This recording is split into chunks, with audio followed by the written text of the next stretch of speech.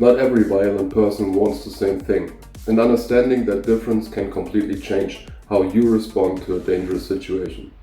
Because sometimes an attacker wants what you have: your money, your phone, your car, and sometimes he wants you. And that's a very different problem.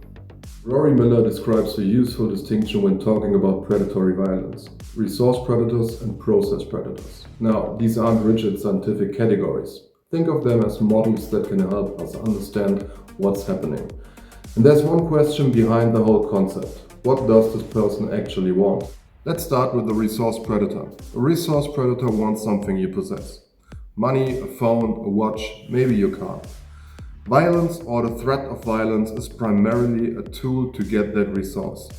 Imagine someone threatens you and demands your wallet. That's obviously dangerous, but we can identify a possible objective. He wants something you have.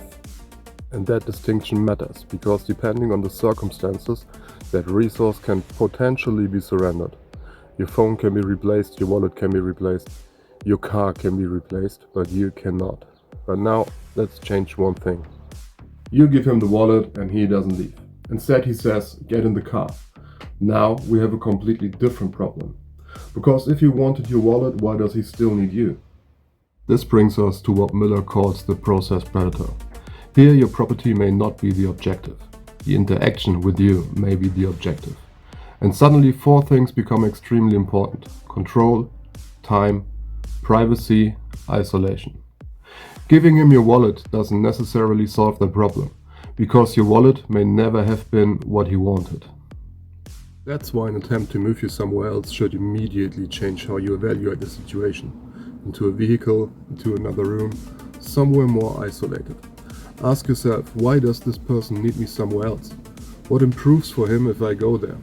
Because if moving makes his situation better, it may be making yours much worse.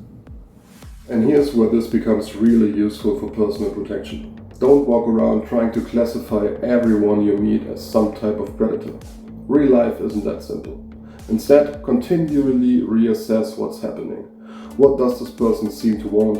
Does their behavior fit that explanation? Are they trying to gain more control? Are they reducing your options? Are they trying to isolate you? And probably the most important question: what just changed? Because dangerous interactions don't always start with obvious aggression. Sometimes they start with a conversation, a request, a personal question, someone moving slightly closer. You say no, and they try again. Then another boundary gets crossed, and another, and none of those things alone proves criminal intent. But look at the pattern. Is this person respecting your decisions? Or are they gradually trying to gain more access, more information, more proximity, or more control?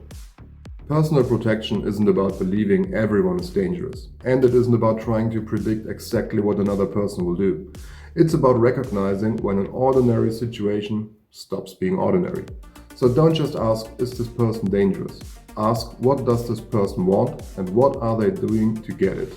Read the behavior, read the situation, read the goal.